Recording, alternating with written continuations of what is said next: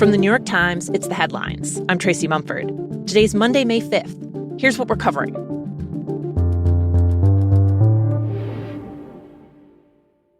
The Times has been looking at how President Trump's sons, Eric and Donald Jr., have been on a blitz of foreign trips and high-profile business deals.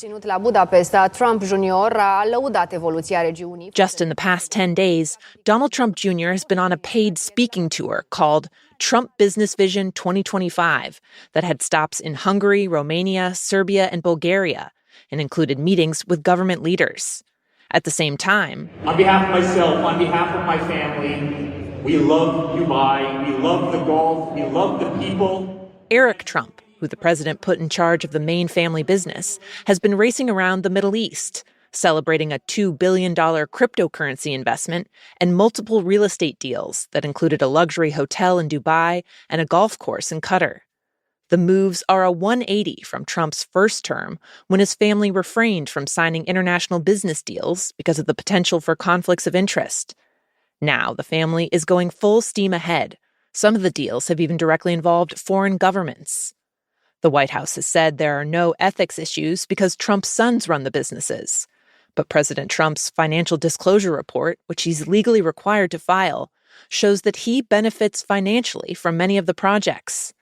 And while the relatives of other presidents, including Hunter Biden and the brothers of Jimmy Carter and George W. Bush, also had business dealings that raised ethical questions, Trump's personal stake is what sets these apart.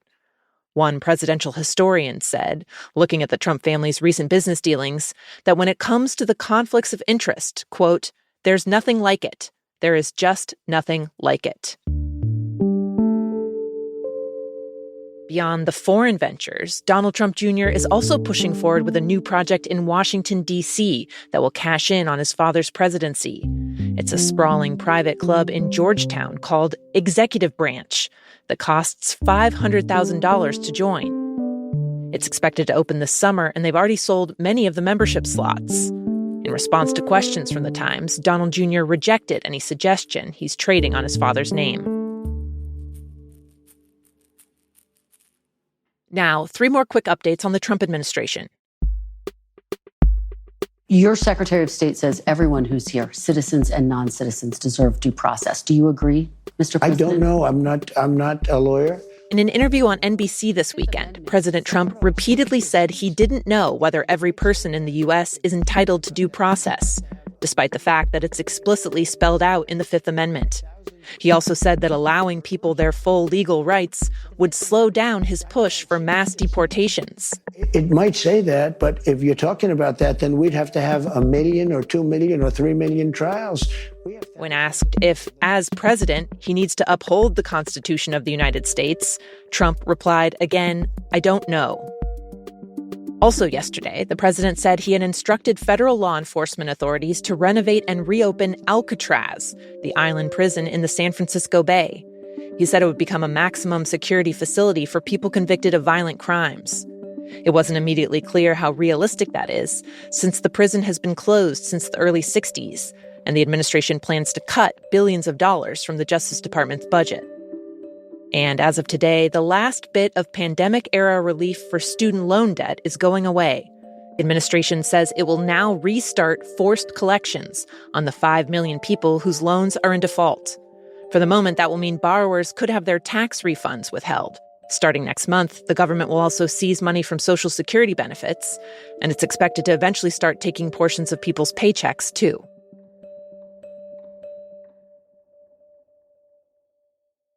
In Gaza, it has now been more than 60 days since Israel halted all humanitarian aid from entering the territory. No food, fuel, or medicine. Israel says it will not relent until Hamas releases the hostages it still holds. But humanitarian groups warn that the total blockade violates international law and has created catastrophic conditions. Inside Gaza, stockpiles are dwindling. The Times spoke with a man who says his family now eats once a day to try and stretch out what they have left, and they cook on a fire fueled by torn-up shoes because there's no gas. Videos from the territory show sickly, skeletal children, and doctors tell the Times that the lack of food is having devastating ripple effects. For example, burn victims hit in Israeli strikes aren't getting enough nutrition for their skin grafts to heal. Israeli authorities say that the United Nations, aid groups, and private businesses brought enough supplies in during the ceasefire to provide for the population, and they accuse Hamas of hoarding and depriving Gazans. But aid groups tell The Times a lot has simply run out, and while there are some warehouses still stocked, aid groups say they can't reach them.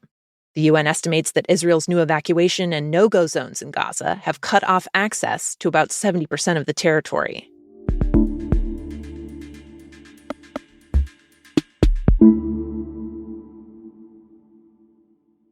Today, at a federal courthouse in Manhattan, jury selection will begin in the sex trafficking and racketeering case against Sean Combs, known as Diddy and Puff Daddy.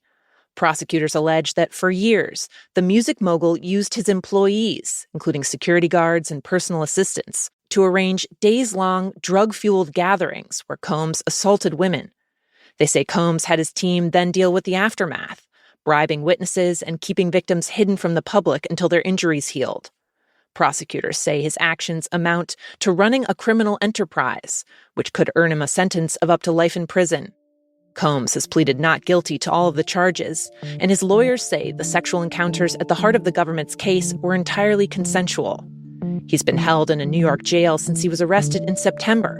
Multiple judges ruled he couldn't be released on bail since they thought he might intimidate witnesses and be a threat to the community.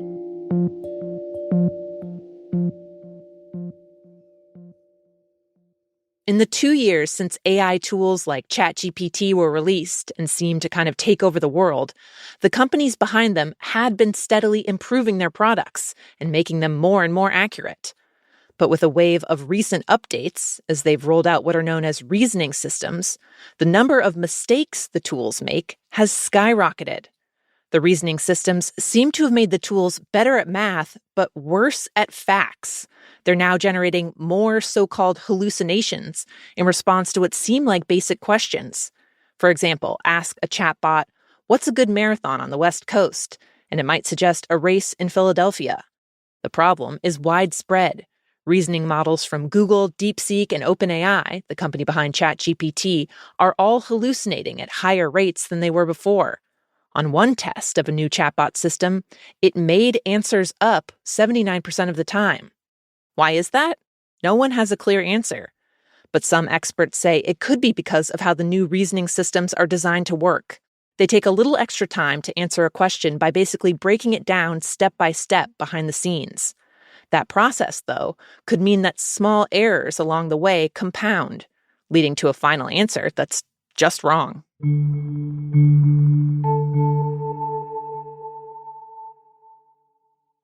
And finally, scientists say they've taken a significant step forward in creating a universal AntiVenom for poisonous snake bites. And a big part of that breakthrough comes from very nasty snake. A basement in Wisconsin. Very, very hot venom. That's where a man named Tim Freedy built up his venomous snake collection. Over the course of nearly 2 decades, Freedy amassed dozens of venomous snakes and allowed the snakes to bite him about 200 times. Arm is very swollen. It's killing me. Over the years, he also injected himself with more than 600 calibrated doses of venom to build up his immunity to snake bites. His personal experimentation came with blackouts, anaphylactic shock, and at least 1 coma. But scientists have now identified antibodies in his blood that neutralize the poison of cobras, mambas, and other deadly species. The research could help solve a global health problem. Snake bites kill an estimated 120,000 people a year, and the danger's only increasing. People are encountering snakes more often these days because of deforestation and changing climates. The researchers say they've been able to use what they found in Freedy's blood so far to protect mice. The next step, they're going to try it in Australia for dogs that are brought into vet clinics with snake bites. Those are the headlines. Today on The Daily, Times chief economics correspondent Ben Castleman answers listeners' questions about the economy. That's next in the New York Times audio app, or you can listen wherever you get your podcasts. I'm Tracy Mumford. We'll be back tomorrow.